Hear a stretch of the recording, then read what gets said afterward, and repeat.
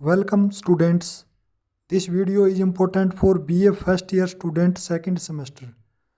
Today I will be discuss the question answer of the chapter. Chapter name is Pigeons at Daybreak was written by Anita Desai.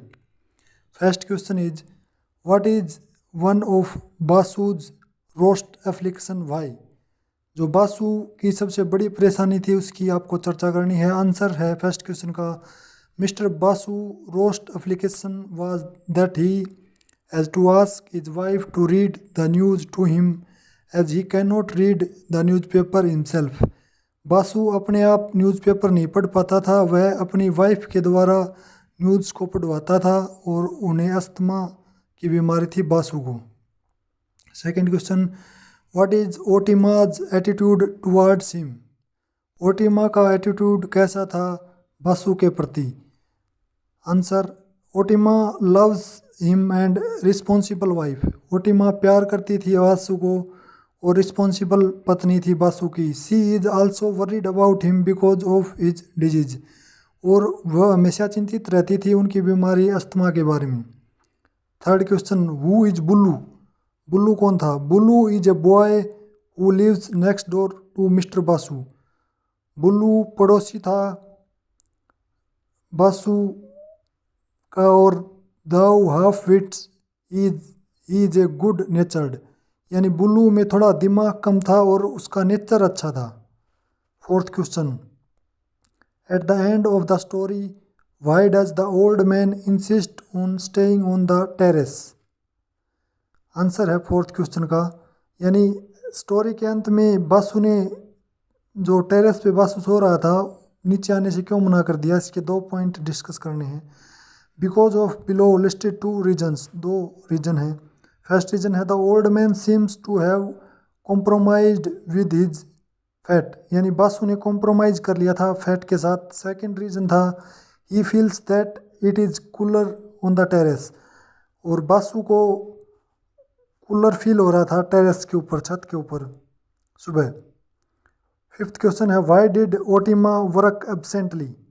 Answer है she worked absently because she was worried about her husband condition. वो अपने पति बासु की condition, health की condition के बारे में चिंतित रहती थी ओटिमा. सिक्स्थ क्वेश्चन है why was mister Basu impatience with the new?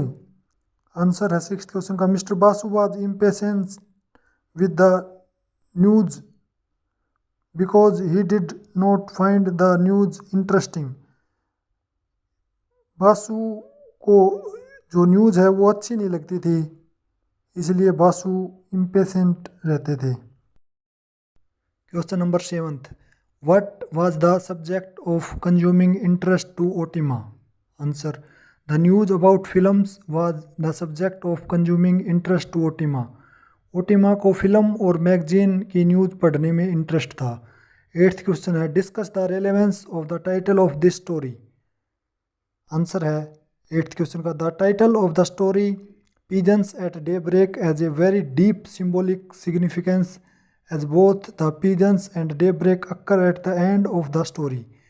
यानी इनका गहरा सिंबल है pigeons at daybreak story का कि दोनों ही चीज़ें लास्ट में दिखाई गई हैं, पिजन्स और डे ब्रेक स्टोरी के एंड में दिखाया गया है दोनों चीज़ों को.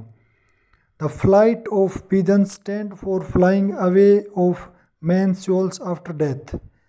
The daybreak here signifies the peace that soul gets after death. These two symbols convey a feeling of calmness, although we see Mr. Basu irritable nature in the starting of the chapter. Chapter के starting में दिखाया गया कि बासु का जो nature था वो थोड़ा इरिटेबल था, लेकिन चैप्टर के अंत में दिखाया गया है कि पिजन्स को दिखाया गया है जैसे पिजन्स शांति का प्रतीक होते हैं और डे ब्रेक भी जैसे कामनेस का प्रतीक है, शांति का. The story ends with the suggestion that the old man's soul too has taken flight from the earth along with the pigeons. यानी जो पिजन्स वो फ्लॉक था उसके साथ ही बासु, मिस्टर बासु की आत्मा भी उनके साथ ही चली गई. और डे ब्रेक और पिजन्स ये दोनों चीज़ें चैप्टर्स के एंड्स में डिस्कस की गई हैं. Question number 9th, discuss the relationship between the old couple और discuss the equation between the old couple. Answer, the perfect relationship between the old couple can be assessed as. First statement है, Otima is 56 year old and mister Basu is 61 year old. Second statement है, old man suffer from acute asthma and keeps panting for breath all the time. His affliction has made him self-centered and he never thinks of the discomfort he is causing to his wife. यानी जो mister Vasu थे वो asthma से पीड़ित थे. और third statement है, the wife on the other hands looks much younger than him. यानी जो ओटिमा है वो युवा लग रही थी 56 की एज में भी. She fulfils all her duties sincerely. She does everything that she can do to comfort her husband. और वो अपने हस्बैंड बासु की बीमारी में जो सेवा होनी चाहिए थी वो सेवा कर रही थी हर तरह से. 10th क्वेश्चन है, on what note does the story and. Story के एंड में क्या डिस्कस किया गया है वो उसके बारे में आपको चर्चा करनी है. आंसर है, the story ends on a symbolic note of mystery and suspense. After passing restless night the old man becomes calms. The next morning he lies flat in his bed. His mouth hangs open and his gaze is turned upwards. He tells his wife to leave him alone. Just then we notice flock of pigeons in the sky. It rises higher and higher and the story ends. The flight of pigeons is the symbol of Mr. Basu's death. यानी chapter के end में दिखाया गया है कि फ्लॉक्स of pigeon और day break, ये दोनों चीज़ें चैप्टर के एंड में डिस्कस की गई हैं. और जो फ्लॉक्स ऑफ पिजन है वो बासु की डेथ का प्रतीक माना गया है. Question number 11th, write a brief character sketch of Otima. Otima का ब्रीफ करेक्टर स्केच लिखना है. आंसर है, Otima is a introduced as a mister Basu's wife. Mister Basu की पत्नी थी Otima. She is a 56 year old but she looks younger than her age. वह 56 साल की थी लेकिन अपनी एज के मुकाबले वह युवा दिखाई दे रही थी. She is loving responsible loyal. Loyal होता है वफादार. And caring wife who does her household work and also takes care of her sick husband. यानी वो अपने घर का काम भी करती थी और अपने बीमार पति की देखभाल भी करती थी. She is also interested in news about films and magazine. और उनको ओटिमा को इंटरेस्ट था फिल्म्स और मैगजीन पढ़ने में, फिल्मों के बारे में और मैगजीन्स पढ़ने में. Question number 12th, why did mister Basu and his wife stop sleeping on the terrace. Mister Basu और उनकी पत्नी ने छत पे सोना क्यों बंद कर दिया था.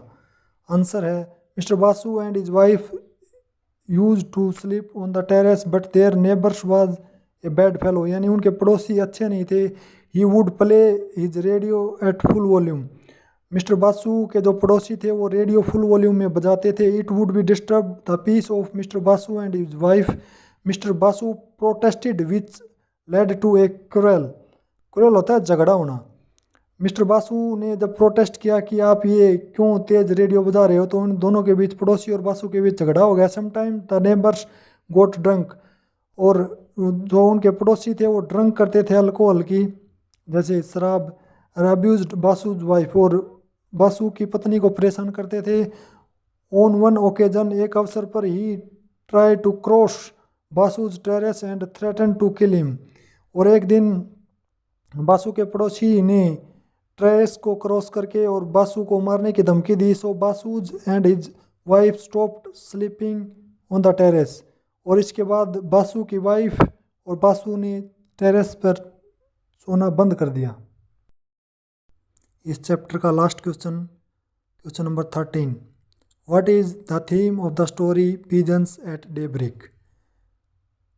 थीम है इसकी, दो स्टेटमेंट है थीम में, एक इम्प्रिजनमेंट कैद और एक फ्रीडम. आंसर है imprisonment.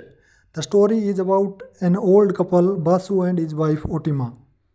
There is a sense of imprisonment in their life.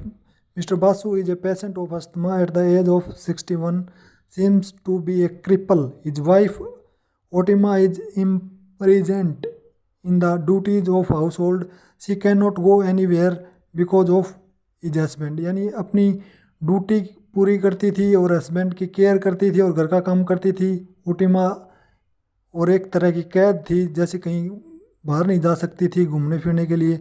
The sense of imprisonment is increased when there is a no electricity. और सेकंड स्टेटमेंट है फ्रीडम, आज़ादी के बारे में. In the dawn mister Basu felt the cool breeze from a nearby river. It gives him a sense of freedom and lift his spirits, and then suddenly flock of pigeon flies upwards in the sky. At the same time, Mr. Basu's soul has left his body and has become a freedom. जो flock of pigeon और बासु की आत्मा जैसे दोनों एक साथ चले गए और बासु की आत्मा को आज़ादी मिल गई. और चैप्टर के अंत में दिखाया गया कि बासु का मुंह खुला हुआ था और डे ब्रेक और पिजन्स, फ्लॉक ऑफ पिजन्स, दोनों घटनाएं चैप्टर के एंड में इसके बारे में डिस्कस किया गया है. So students, that's it's for now. Thanks for watching video. Have a great day.